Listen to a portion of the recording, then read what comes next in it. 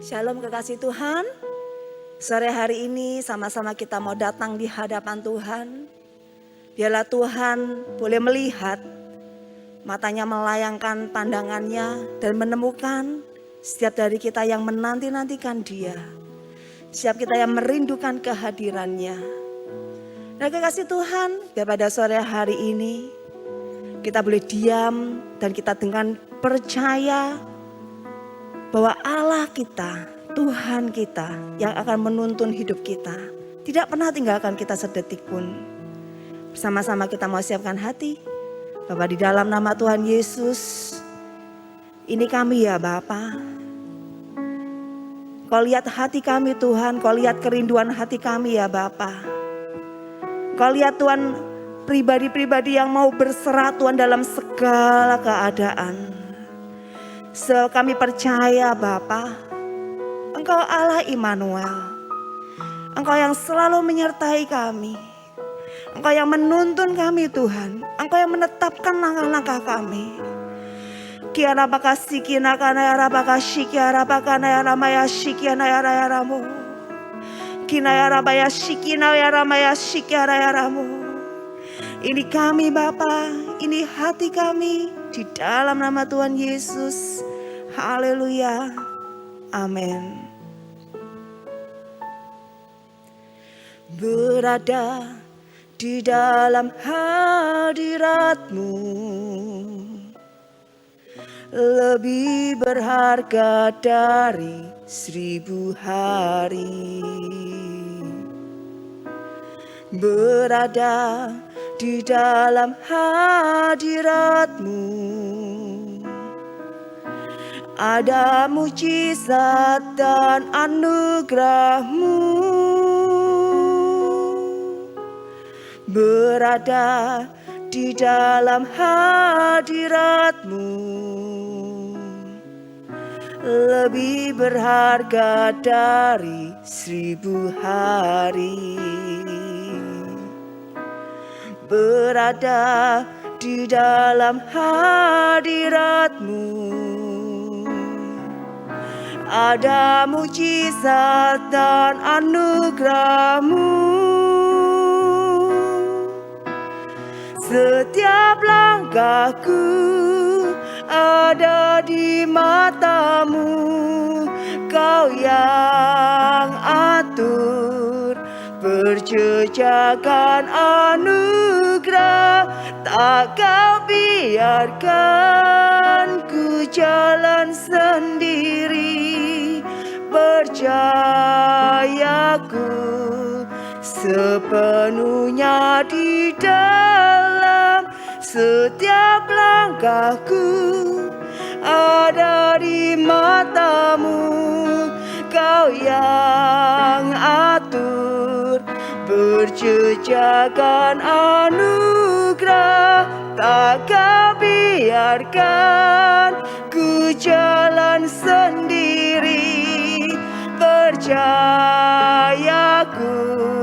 sepenuhnya di dalam-Mu.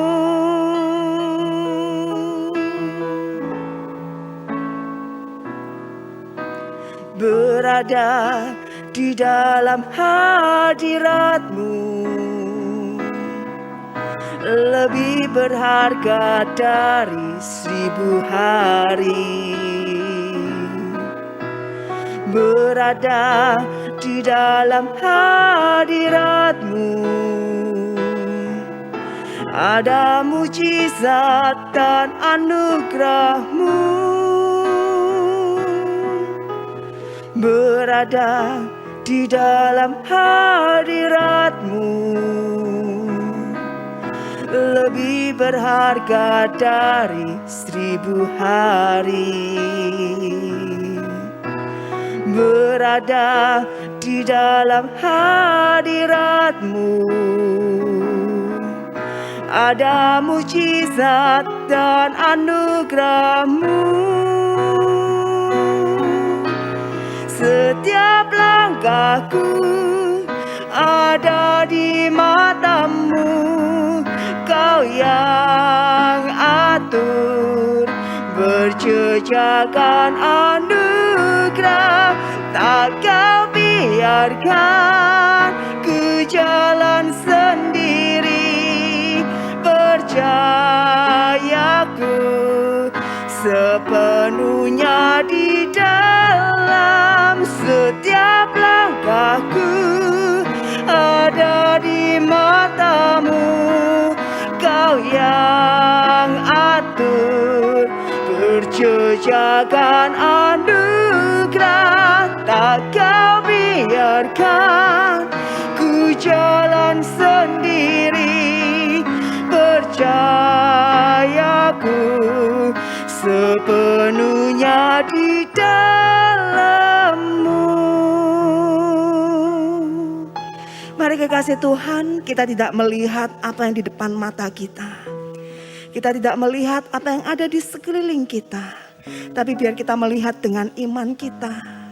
Rasakan penyertaan Tuhan. Ingat betapa Tuhan tidak pernah tinggalkan kita. Itu yang menjadi kekuatan kita untuk kita boleh melangkah di hari-hari yang ke depan. Berserahlah di hadapannya. Kira bakal sikinakana ya rabaka syikiana ya ramu. Berserahlah. Karena kita tahu rencananya pasti yang terbaik buat kita. Haleluya. Setiap langkahku ada di matamu, kau yang atur perjejakan anugerah, tak kau biarkan ku jalan sendiri. Percayaku sepenuhnya di dalam-Mu.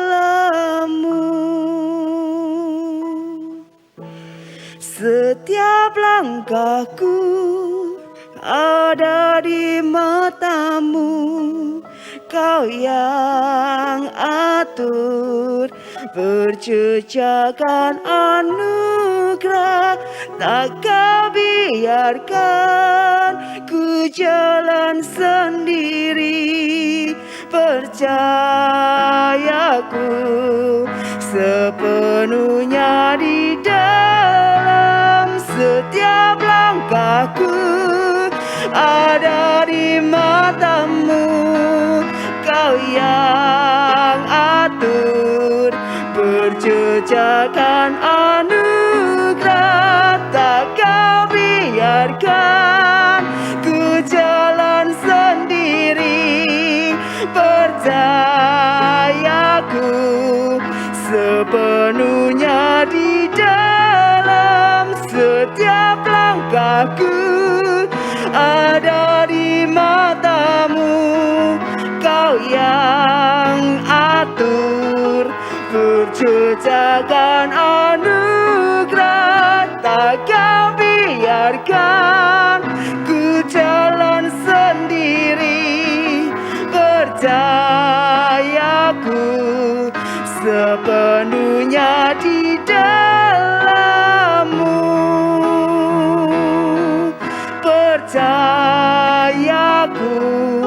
sepenuhnya di dalam-Mu. Percayaku sepenuhnya di dalam-Mu.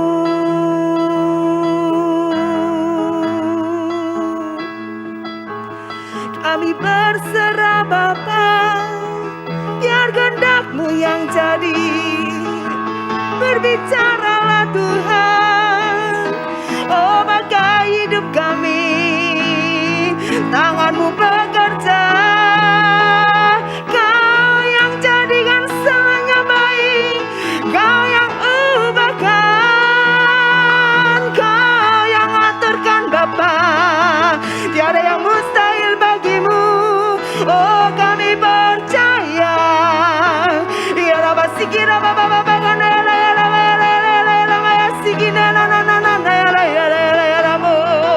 saat ini kuasa-Mu bekerja, kami percaya. Saat ini kasih-Mu menyentuh kami Bapa, oh mujizat-Mu terjadi. Ya Rabba sikina na na na na na na Haleluya,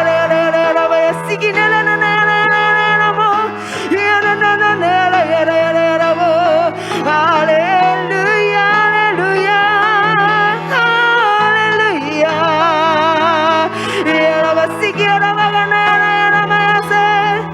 Haleluya.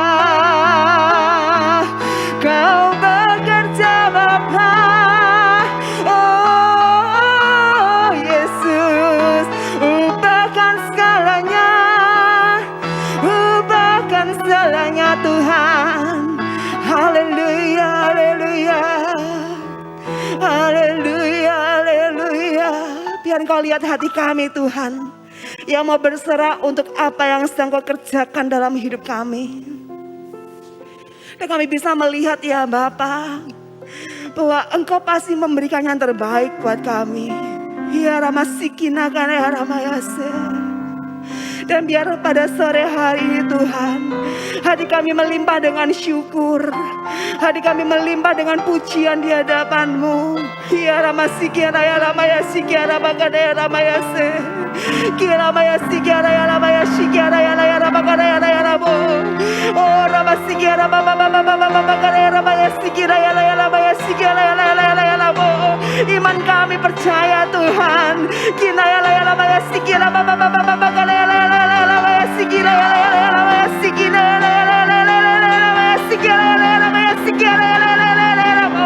Yes, amen, Jesus.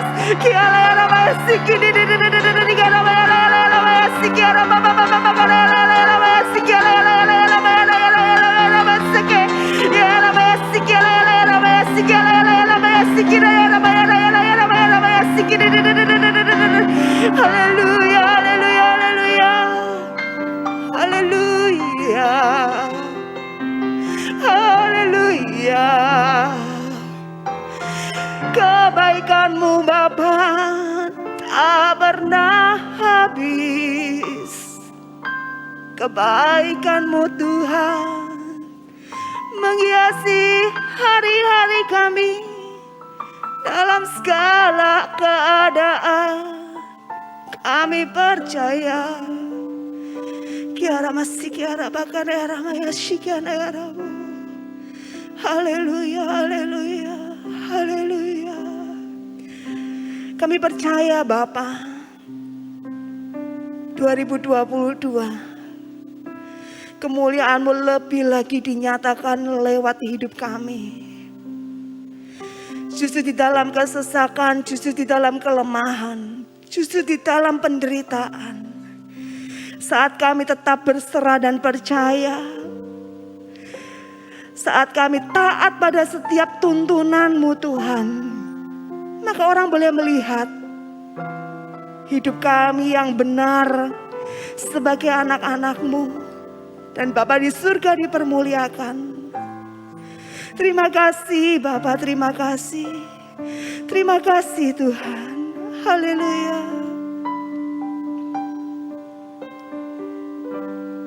Terima kasih Yesus.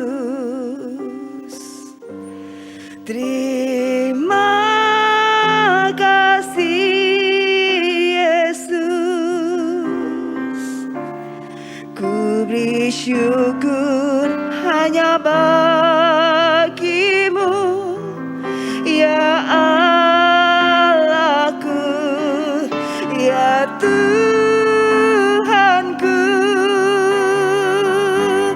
Terima kasih Yesus.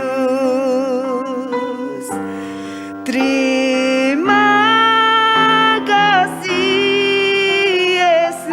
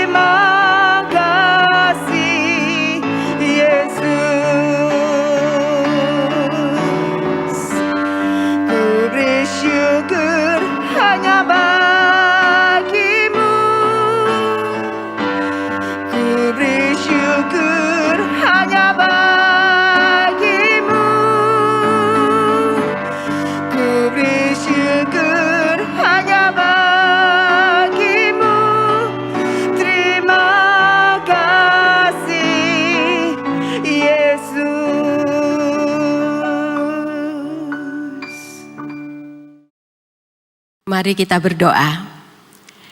Bapa, kami bersimpuh di kaki-Mu dan membuka hati kami untuk firman-Mu. Maka jamah setiap hati, pikiran, dan pendengaran kami, agar kami dapat menangkap rema firman-Mu malam hari ini. Berbicaralah Tuhan, kami siap untuk mendengarnya. Dalam nama Tuhan Yesus kami berdoa. Haleluya. Amin. Shalom saudara yang kekasih Tuhan. Puji nama Tuhan kalau pada malam hari ini kita diizinkan oleh Tuhan untuk bertemu kembali dalam ibadah doa malam. Nah, Bapak, Ibu, dan saudara yang kekasih dalam Tuhan, firman Tuhan malam hari ini saya beri tema di dalam Tuhan ada masa depan, atau di dalam Tuhan masa depan itu sungguh ada. Nah, sebagai ayat pembuka kita akan baca bersama-sama di dalam Lukas 5 ayat yang pertama sampai dengan yang ke-9. Baik, saya akan bacakan Lukas 5 ayat 1 sampai 9. Pada suatu kali Yesus berdiri di pantai Danau Genesaret, sedang orang banyak mengerumuni Dia hendak mendengarkan firman Allah. Ia melihat 2 perahu di tepi pantai. Nelayan-nelayannya telah turun dan sedang membasuh jalannya. Ia naik ke dalam salah satu perahu itu, yaitu perahu Simon, dan menyuruh dia supaya menolakkan perahunya sedikit jauh dari pantai. Lalu ia duduk dan mengajar orang banyak dari atas perahu. Setelah selesai berbicara, ia berkata kepada Simon, "Bertolaklah ke tempat yang dalam dan tebarkanlah jalamu untuk menangkap ikan." Simon menjawab, "Guru, telah sepanjang malam kami bekerja keras dan kami tidak menangkap apa-apa. Tetapi karena Engkau menyuruhnya, aku akan menebarkan jala juga." Dan setelah mereka melakukannya, mereka menangkap sejumlah besar ikan sehingga jala mereka mulai koyak. Lalu mereka memberi isyarat kepada teman-temannya di perahu yang lain supaya mereka datang membantunya. Dan mereka itu datang, lalu mereka bersama-sama mengisi kedua perahu itu dengan ikan hingga hampir tenggelam. Ketika Simon Petrus melihat hal itu, ia pun tersungkur di depan Yesus dan berkata, "Tuhan, pergilah daripadaku karena aku ini seorang berdosa." Sebab ia dan semua orang yang bersama-sama dengan dia takjub oleh karena banyaknya ikan yang mereka tangkap. Baik saudara yang kekasih dalam Tuhan, kita semua mungkin sudah sangat hafal dengan cerita yang baru saja kita baca tadi. Nah, latar belakang dari cerita tadi adalah bahwa sepanjang malam Simon dan teman-temannya menjala ikan, namun mereka tidak mendapatkan 1 ekor pun. Dan di pagi harinya mereka membereskan jalannya. Dan saat itu Tuhan Yesus datang naik ke perahu Simon dan mengajar di atas perahu itu. Selesai mengajar, Tuhan Yesus meminta Simon untuk menebarkan jalannya di tempat yang agak dalam. Singkat cerita, Simon memperoleh ikan yang sangat banyak sehingga harus dimuat ke dalam 2 perahu. Dan dikatakan di dalam ayat yang ke-7, perahu itu hampir tenggelam karena banyaknya ikan tangkapan mereka. Nah saudara yang kekasih dalam Tuhan, kalau kita cermati dari ayat 5 bagian A, ayat 5 bagian A, Simon menjawab, "Guru, telah sepanjang malam kami bekerja keras dan kami tidak menangkap apa-apa." Dari perkataan Simon ini tersirat satu perasaan yang putus asa, satu sikap yang pasrah, karena sudah sepanjang malam mereka menebarkan jala dan mereka tidak menangkap seekor ikan pun. Mungkin mereka sudah pasrah, wes mungkin ikan-ikan lagi petak umpet, lagi main petak umpet sehingga tidak ada satupun yang keluar. Jadi mereka tidak mendapatkan apa-apa dan mereka berpikir kita tunggu di hari berikutnya, di malam berikutnya. Nah, berapa banyak dari kita yang seringkali juga bersikap seperti Simon ini? Merasa putus asa karena keadaan yang kita alami tidak sesuai dengan harapan kita. Terkadang mungkin ada di antara kita, wes males aku, nek pas tugas WL jemaate mung sithik, bikin aku gak semangat. Sudah gitu gak ada yang respon. Rasanya seperti ngomong di hadapan batu-batu.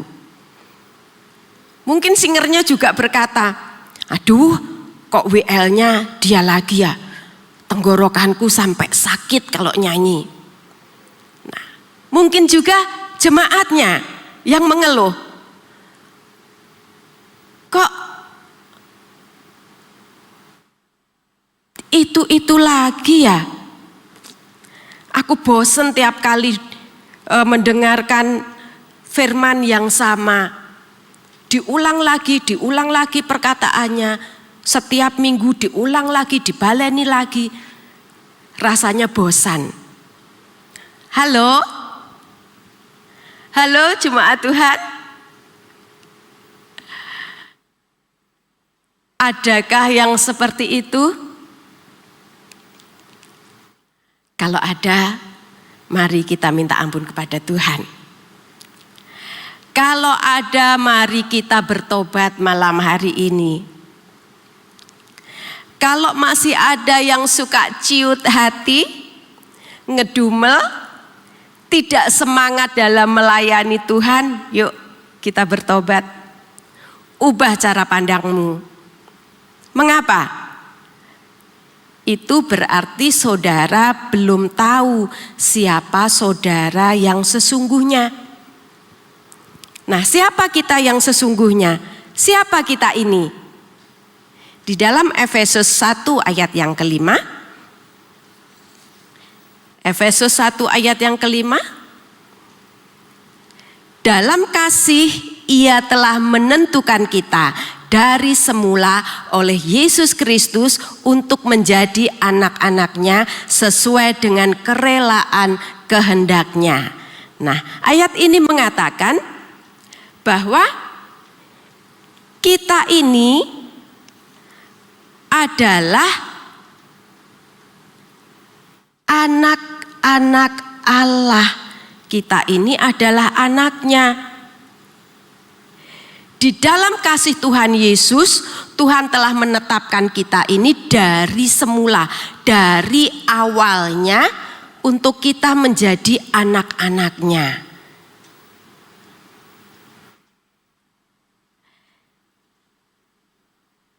Kalau kita anak-anak Allah, maka dari mana kita berasal?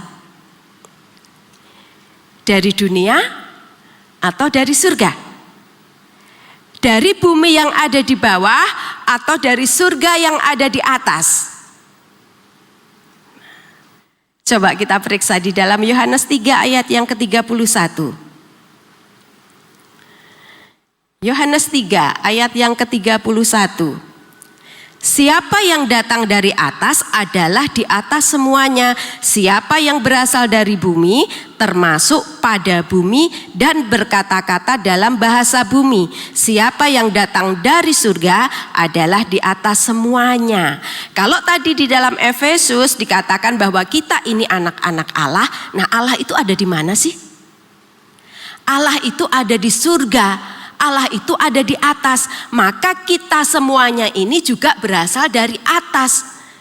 Yang berasal dari atas itu adalah di atas semuanya. Kita berbeda dengan orang-orang di bumi ini, dengan orang-orang yang tidak mengenal Tuhan Yesus. Oleh sebab itu, kita harus mengubah cara pandang kita. Cara pandang kita terhadap segala permasalahan, segala sesuatu tidaklah sama dengan orang dunia memandang itu. Ketika saudara menjadi WL, singer, pemain musik dalam ibadah atau apapun tugas saudara di dalam ibadah, siapa yang kita layani? Manusia apa Tuhan? Siapa yang kita layani? Manusia atau Tuhan? Kita ini adalah anak-anak Allah yang datang dari atas. Kita ini produk surga, yang kita layani adalah Allah yang di atas sana. Jadi jangan memakai cara pandang manusia. Sebagai anak Allah yang datang dari atas, kita harus punya cara pandang yang berbeda.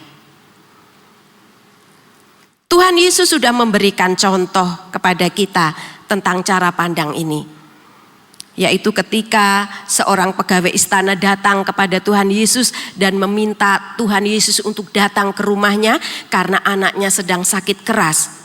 Tuhan Yesus berkata kepada pegawai istana ini, dia katakan, "Pergilah, anakmu hidup." Apa yang Tuhan Yesus pandang adalah yang dari surga. Menurut manusia, pemikiran manusia, anak pegawai istana ini sakit keras dan hampir mati. Tetapi Tuhan Yesus mengatakan, "Anakmu hidup." Nah, manusia di bumi melihat berdasarkan situasi dan kondisi. Namun manusia surga melihat apa yang ada di surga. Simon melihat bahwa kenyataannya semalam-malaman ia tidak mendapatkan ikan saat dia menebarkan jalannya. Tidak satu ekor pun ikan dia tangkap. Tetapi Tuhan Yesus mengatakan, di bagian yang agak dalam ada banyak ikan. Kenyataan dalam ibadah jemaat yang datang sedikit. Namun kita harus memakai cara pandang surga, bahwa di surga beribu-ribu bahkan berlaksa-laksa malaikat memuji Tuhan. Maka hadirkan surga di hadapanmu. Engkau tidak sedang memimpin manusia saja, tetapi juga malaikat-malaikat Tuhan. Jemaat juga, saudara percaya bahwa kalimat atau ayat-ayat yang diulang-ulang dalam Alkitab itu adalah sesuatu yang penting?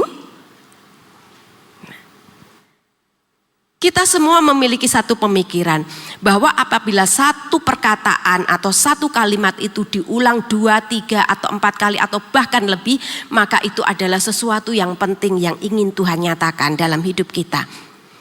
Jadi kalau jemaat menemui kata-kata atau kalimat yang diulang-ulang oleh pembicara, berarti itu penting. Mungkin saudara sudah paham, hingga saudara merasa bosan. Kok diulang lagi, minggu besok kok diulang lagi, minggu berikutnya kok diulang lagi. Karena saudara sudah paham, saudara mendengarkan dan saudara menjadi bosan. Tetapi ingatlah bahwa mungkin pada kesempatan ini ada orang yang baru datang ikut ibadah dan mereka baru pertama kali itu mendengar kalimat atau perkataan yang diucapkan oleh pembicara. Demikian juga dengan minggu selanjutnya, di waktu-waktu selanjutnya ada orang-orang atau jemaat baru yang mereka baru mendengarkan itu. Kalau saudara mengalami itu, jangan merasa kesal, jangan merasa jengkel, jangan ngedumel. Kita terima saja. Ketika kita mendengarkan perkataan yang diulang-ulang, katakan puji Tuhan. Aku akan selalu ingat akan hal itu. Nah, ketika Simon diperintahkan Tuhan untuk menebarkan jala ke tempat yang dalam, di sana Simon mengatakan, minta tolong ditampilkan Lukas 5 ayat yang keempat.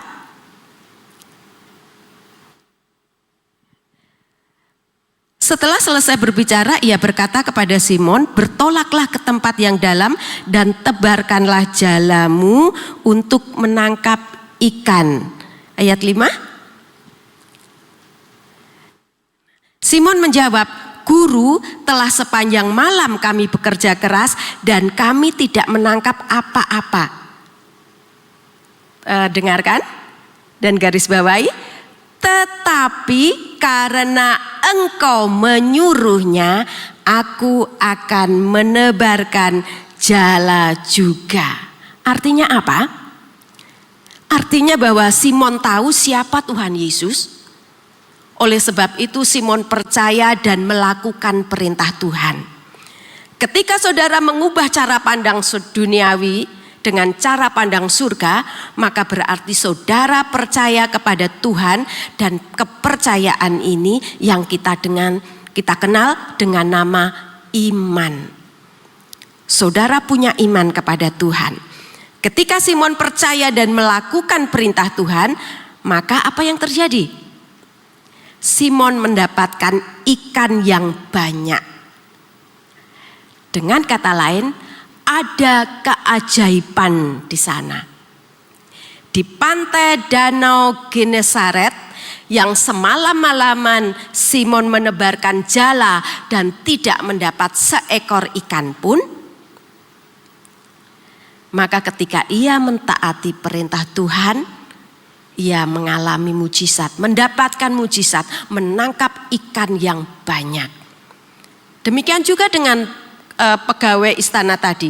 Ketika pegawai istana ini mengikuti Tuhan Yesus, berpikir dengan cara pandang surga, dan dia temui anaknya sembuh, anaknya hidup, anaknya tidak mati. Jadi sekarang, apakah saudara ingin berpikir dengan cara pandang dunia atau surga? Pilihan ada di tangan saudara. Berpikir dengan cara pandang dunia berarti melihat berdasarkan situasi dan kondisi yang ada. Dan ini akan membuat saudara semakin terpuruk. Tetapi berpikir dengan cara pandang surga berarti menghadirkan surga di depan mata kita. Tapi kenyataannya masih sakit, Bu. Kenyataannya jemaat yang datang itu sedikit, Bu. Kenyataannya saya bosan mendengar kalimat-kalimat yang itu terus. Maka ubah cara pandang saudara dengan memperkatakan apa yang ada di surga. Dalam nama Tuhan Yesus, tubuhku sehat.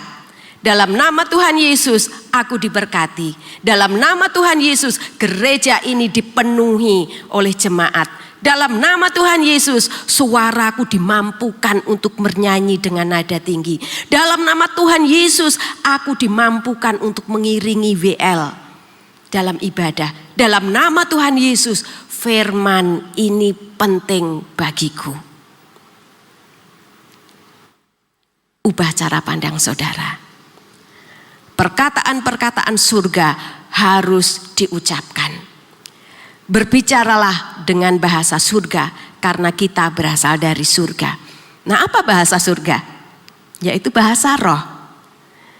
Berbicaralah dengan bahasa surga dan ciptakan, deklarasikan dengan bahasa bumi. Mengapa? Supaya iblis mendengarnya. Karena iblis tidak mengerti bahasa roh, iblis juga tidak mengerti apa yang timbul dalam hati kita, tetapi iblis mengerti bahasa bumi, bahasa dunia. Oleh sebab itu kita harus mengucapkan, mendeklarasikan supaya iblis mendengar itu. Nah saudara, kita akan kembali kepada ayat yang telah kita baca tadi tentang kisah Simon. Ada beberapa hal yang perlu kita ketahui dari cerita tadi. Yang pertama kita melihat di ayat yang ke-1. Ya, di ayat yang ke-1. Pada suatu kali Yesus berdiri di pantai Danau Genesaret. Garis bawahi, Tuhan Yesus berdiri di pantai Danau Genesaret. Dengan kata lain, Tuhan Yesus datang ke pantai Danau Genesaret itu. Nah, kemudian di ayat yang kedua, ia melihat 2 perahu di tepi pantai. Nelayan-nelayannya telah turun dan sedang membasuh jalannya. Ketika Tuhan Yesus datang di pantai Genesaret, ada 2 perahu. Ayat yang ketiga, ia naik ke dalam salah satu perahu itu, yaitu perahu Simon. Ada 2 perahu, tetapi Tuhan Yesus naik ke dalam perahu Simon. Apa artinya? Artinya bahwa Tuhan Yesus itu datang, kemudian Tuhan Yesus juga memilih perahu, yaitu perahunya Simon. Demikian juga dengan kehidupan kita, Bapak Ibu Saudara. Keberadaan kita di tempat ini bukan oleh karena kita yang mencari Tuhan Yesus, bukan karena kita yang ingin mendekati Tuhan Yesus, tetapi oleh karena Tuhan telah memilih saudara dan saya hingga kita ada di tempat ini. Tuhan Yesus yang sudah menetapkan kita dari semula telah memilih kita dan membawa kita ke tempat ini. Nah, saudara, di dalam pelayanan pun bukan saudara yang menetapkan bahwa diri saudara itu harus melayani Tuhan, tetapi pelayanan yang saudara dipercayakan dalam kehidupan saudara itu ditetapkan oleh Tuhan. Loh, tapi kan saya mendaftar, Bu. Saya tidak dipanggil oleh gembala sidang untuk diberi tugas melayani. Betul. Tetapi kalau bukan Tuhan yang menggerakkan saudara untuk mendaftar, dan kalau bukan gembala itu mengizinkan saudara untuk ambil pelayanan, maka sampai dengan sekarang saudara tidak akan pernah pelayanan. Jadi pelayanan yang saudara lakukan apapun itu adalah panggilan Tuhan. Itu sudah ditetapkan oleh Tuhan. Semua jemaat yang hadir di gereja ini itu juga sudah ditetapkan oleh Tuhan.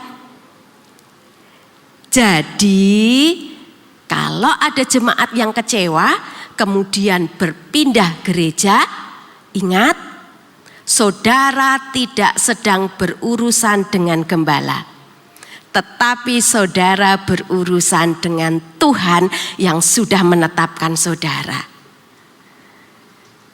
Demikian juga dengan pelayanan-pelayanan kita. Nah,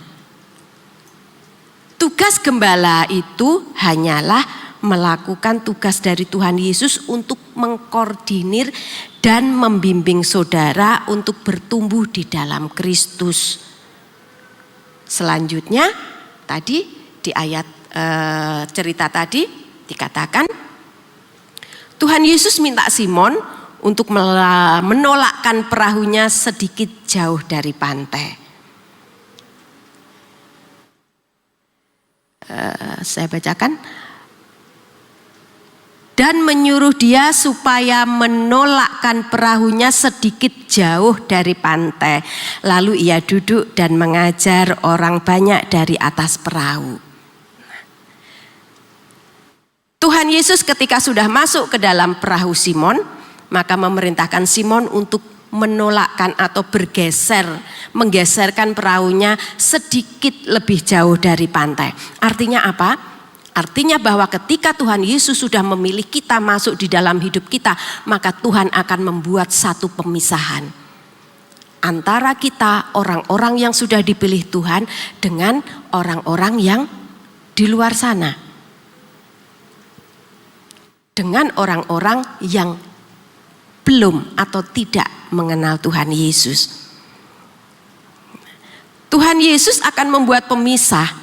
Hal ini harus hal ini hukumnya wajib. Mengapa? Supaya kemuliaan Allah itu dinyatakan dalam hidup kita. Nah, kemudian selanjutnya di ayat yang sebelum masuk ayat yang keempat, di sana dikatakan Tuhan Yesus lalu ia duduk dan mengajar orang banyak dari atas perahu. Nah, ketika Tuhan sudah membuat pemisahan, maka Tuhan mulai mengajar, Tuhan mulai mendidik, Tuhan mulai menyampaikan firman-Nya, Tuhan mulai menyampaikan isi hatinya. Untuk apa? Supaya kita bertumbuh, supaya iman kita semakin kuat, supaya kita tetap ada di dalam Tuhan Yesus. Nah, selanjutnya hal yang kedua di ayat yang keempat. Setelah selesai berbicara, ia berkata kepada Simon, bertolaklah ke tempat yang dalam dan tebarkanlah jalamu untuk menangkap ikan. Setelah Tuhan Yesus mengajar, Simon memiliki kekuatan iman, maka Tuhan Yesus memberikan perintah untuk menebarkan jalannya di tempat yang lebih dalam. Nah, mengapa hal ini dilakukan oleh Tuhan? Ada 3 alasan yang saya catat. Yang pertama, untuk mengetahui apakah benar Simon percaya kepada Tuhan Yesus. Yang kedua, apakah ada ketaatan untuk melakukan firman Tuhan. Dan yang ketiga, untuk menunjukkan bahwa di dalam Tuhan Yesus tidak ada yang mustahil. Karena Simon sudah mengatakan, sepanjang malam aku sudah menebarkan jala, namun tidak seekor pun ikan kutangkap. Tetapi Tuhan Yesus ingin menunjukkan bahwa ada mujizat di dalam Tuhan Yesus. Demikian juga dengan kehidupan kita. Kalau Tuhan sudah memilih kita, Tuhan tinggal di dalam hidup kita, Tuhan mengajar kita, mendidik kita, dan kemudian akan tiba satu saatnya Tuhan berfirman kepada kita untuk mengetahui apakah kita ini benar-benar percaya kepada Tuhan. Apakah kita ini taat untuk melakukan firman Tuhan. Karena setelah kita percaya, kita taat melakukan firman Tuhan, maka mujizat tersedia. Bagi Tuhan tidak ada yang mustahil. Apapun permasalahan kita, Tuhan sanggup memberikan jalan keluar. Oke, yang ketiga di ayat yang ke-6. Ayat yang ke-6, dan setelah mereka melakukannya, mereka menangkap sejumlah besar ikan sehingga jala mereka mulai koyak. Ketika sudah melakukan firman Tuhan, mujizat terjadi. Simon tidak hanya mendapatkan 1, 2, 5, 10 ikan, tetapi dikatakan jala itu penuh dengan ikan dan hampir koyak. Dan bahkan di ayat selanjutnya di sana dikatakan Simon memanggil temannya, memberi isyarat. Lalu mereka memberi isyarat kepada teman-temannya di perahu yang lain supaya mereka datang dan membantunya. Mereka memanggil teman-temannya. Dan yang terpenting lagi, yang keempat, dikatakan di sana, dan mereka itu datang, lalu mereka bersama-sama mengisi kedua perahu itu dengan ikan hingga hampir tenggelam. Saudara yang kekasih dalam Tuhan, mujizat sudah terjadi. Ikan itu begitu banyak melimpah, berkat Allah melimpah. Satu hal yang harus diingat, bahwa berkat yang Tuhan berikan dalam hidup kita itu bukan hanya untuk kita miliki sendiri, tetapi kita juga harus melihat orang di sekitar kita.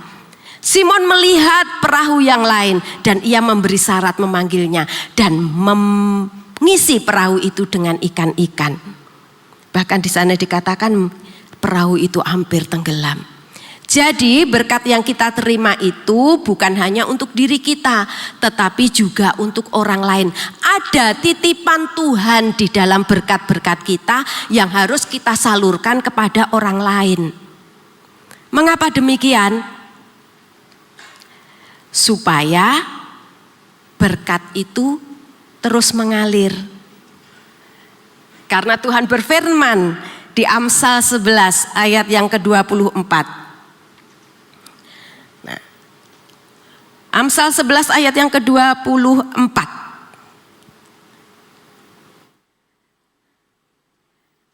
Baik.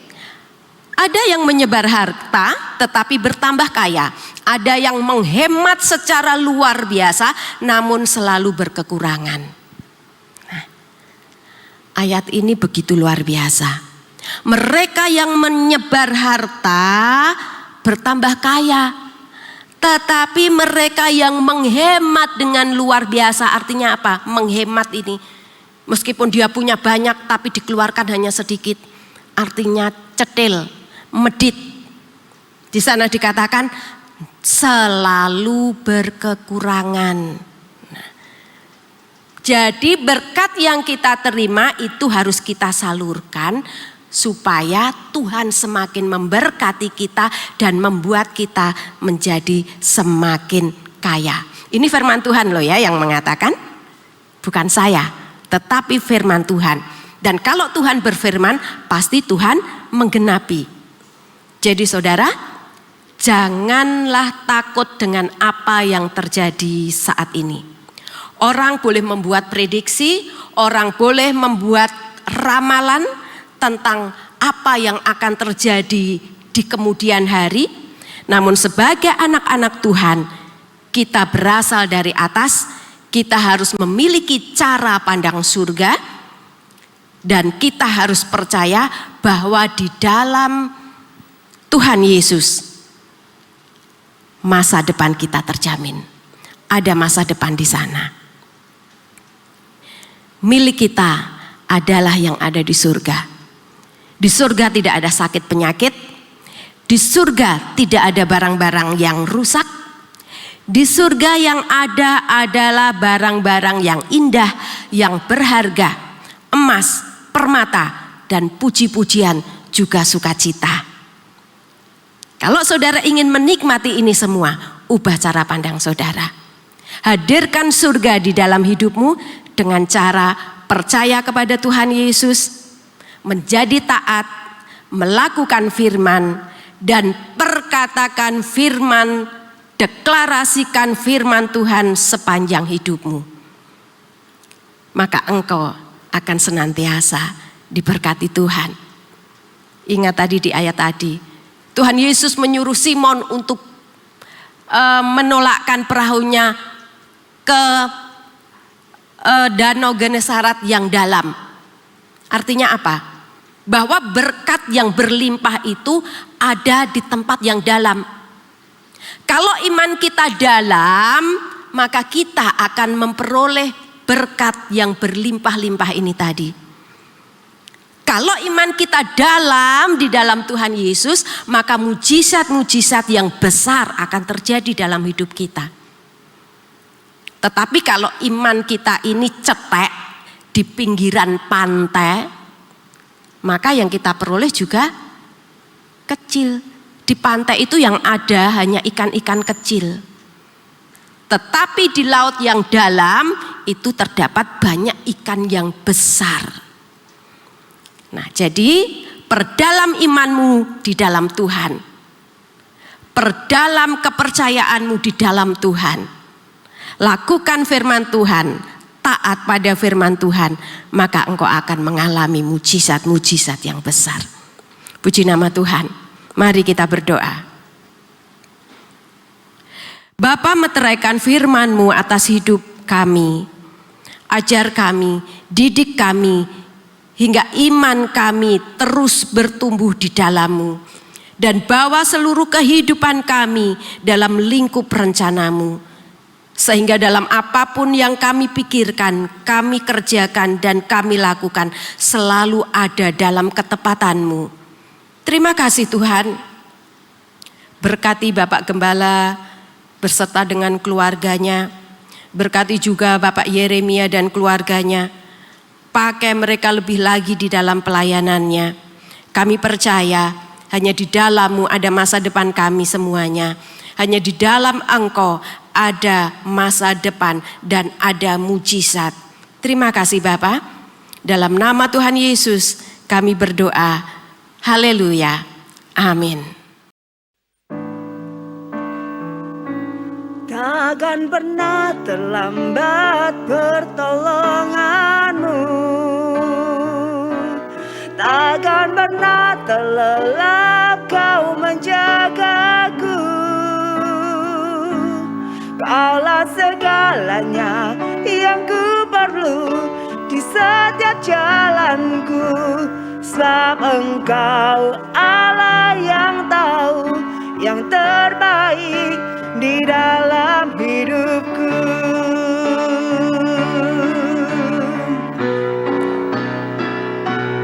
Takkan pernah terlambat pertolonganmu, takkan pernah terlelap kau menjagaku. Kaulah segalanya yang ku perlu di setiap jalanku, sebab Engkau Allah yang tahu yang terbaik di dalam hidupku. Sebab Engkau Allah yang tahu yang terbaik. Sebab Engkau Allah yang tahu yang terbaik. Sebab Engkau Allah yang tahu yang terbaik di dalam hidupku.